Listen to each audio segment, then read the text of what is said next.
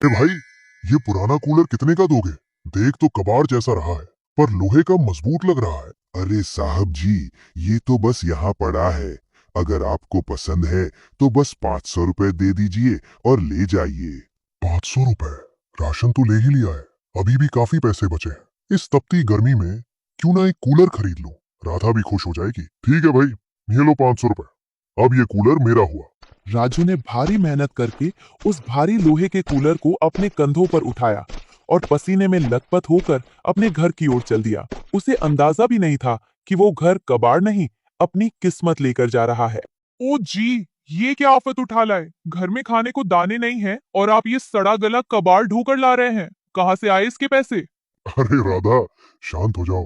ये देखो, मैं 10 दिन का राशन लाया हूँ और सेठ जी ने मुझे 10,000 रुपए का कर्ज भी दिया है।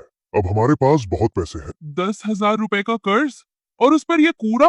पागल हो गए हैं क्या आप? इतना पैसा इस जंग लगे लोहे के डिब्बे पर बर्बाद कर दिया। राधा, ये कबाड़ उनके लिए है जिनके पास पहले से 4 कूलर हों। हमारे लिए तो यही नया है। देख लेना, ये कूलर हमारे घर की सारी गर्मी सूख लेगा। राजू खुश था, पर राधा के मन में अब भी डर और गुस्सा था। क्या ये कूलर वाकई उन्हें ठंडक देगा या फिर ये कबाड़ राजू की जिंदगी में कोई नया तूफान लेकर आएगा? अगले दिन राधा की कड़वी बातों और घर की कलह से तंग आकर राजू जंगल की ओर निकल गया। वो एक पुराने बरगद के पेड़ के नीचे बैठकर अपनी किस्मत पर रो रहा था। उसे समझ नहीं आ रहा था कि सेठ का कर्ज कैसे चुकाएगा और राधा का दिल कैसे जीतेगा। क्यों रो रहे हो बेटा? इस सुनसान जंगल में इतनी रात को अकेले क्यों बैठे हो? क्या दुख है तुम्हें? आप कौन है बाबा, और आपको कैसे पता कि मैं दुखी हूँ? शांत हो जाओ बेटा, मैं तुम्हारी तकलीफ देख पा रहा हूँ। तुमने हाल ही में सेठ धनराज से कर्ज लिया है ना? हाँ बाबा, पर आपको ये सब कैसे पता? क्या आप अंतर्यामी हैं? मुझे सब पता है राजू। तुमने उसी कर्ज के पैसों से कुछ राशन और एक पुराना कूलर खरीदा है। पर ध्यान से सुनो, वो जो कूलर तुम कबाड़ से घर लाए हो, वो कोई साधारण मशीन नहीं है। उस लोहे के ढांचे में एक जिन की आत्मा कैद है। जिन? हे भगवान! बाबा, मतलब भूत? मैं तो उसे घर ले आया हूँ, अब मेरी राधा का क्या होगा? डरो मत, वो एक नेक रूह है, पर असली खतरा वो कूलर नहीं, वो सेठ है।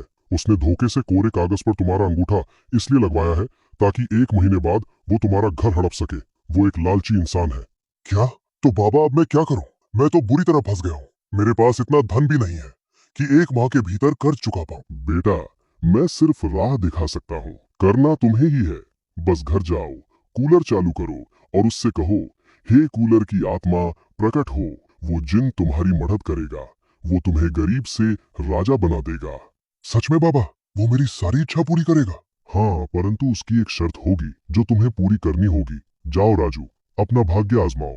राजू ने बाबा के पैर छुए और उनका आशीर्वाद लेकर अपने घर की तरफ ऐसे दौड़ा जैसे उसके पीछे पागल हाथी पड़ा हो। उसे अब डर नहीं, बल्कि एक नई उम्मीद दिखाई दे रही थी। राजू हाफते हुए अपने घर पहुंचा। घर में सन्नाटा था, पर उसका दिल जोर जोर से धड़क रहा था। साधु बाबा की बातें उसके कानों में गूंज रही थी। आधी रात हो रही, पागल हो गए हैं क्या आप? कहाँ थे इतनी देर तक? राधा, थोड़ा सब्र करो, बस थोड़ी शांति रखो। आज सब ठीक होने वाला है। तुम बस ये बताओ कि वो कूलर कहाँ है जो मैं कबाड़ से लाया था? वो रहा अंदर के कोने में, धूल फाक रहा है आपकी तरह। क्या करेंगे उसका? राधा, इधर आओ और मेरे पास खड़ी हो जाओ। आज हमारी किस्मत बदलने वाली है। बस तुम ये राज किसी को बताना मत। ओ कूलर वाली आत्मा, आप सुन रहे हैं ना? मेरी मदद कीजिए और प्रकट होइए। अचानक कूलर के पंखे तेजी से घूमने लगते हैं और तभी कूलर से एक भारी आवाज आती है। बताओ राजू, क्या सेवा करूं मैं तुम्हारी? मैं सब सुन रहा हूँ और सब देख भी पा रहा हूँ। हे भगवान! वो भूत! भागो जी भागो! ये कूलर बोल रहा है, ये हमें खा जाएगा। बचाओ! अरे रुको राधा, रुको, डरो मत।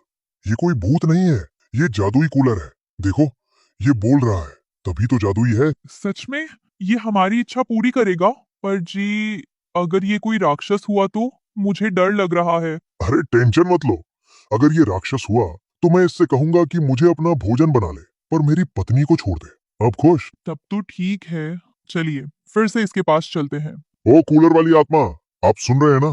मेरी मदद कीजिए, मुझे इतना धन दे दीजिए कि मैं उस धनराज सेठ का कर्ज उतार सकूं। ठीक है राजू, मैं तुम्हें धन देता हूँ और आगे भी तुम्हारी सहायता करूंगा, परंतु मेरी एक शर्त है। मैं इस कूलर में कितने ही दिनों से कैद हूँ, मुझे आजाद करवाना होगा। आजाद? मैं तैयार हूँ, बताओ क्या करना होगा। पास के घने जंगल के बीचों बीच एक पवित्र तालाब है, वहां से थोड़ा जल लाकर इस कूलर में डाल दो। जैसे ही वो जल कूलर में डालोगे, मैं आजाद हो जाऊंगा। मुझे तुम पर विश्वास है राजू। अचानक कूलर के सामने रुपयों का ढेर लग गया। राजू की आंखों में चमक और राधा के चेहरे पर हैरानी थी। ये लो धन, जाओ पहले उस सेठ का कर्ज उतारो और कल सुबह होते ही जंगल की ओर निकल जाना। राजू के हाथ में अब वो धन था जो उसकी हर मुसीबत को खत्म कर सकता था। बिना देर किए राजू सीधे सेठ धनराज की दुकान पर पहुंचा। कल तक जो राजू राशन के लिए गिड़गिड़ा रहा था, आज उसके कदमों में गजब का आत्मविश्वास था। ये लो सेठ धनराज,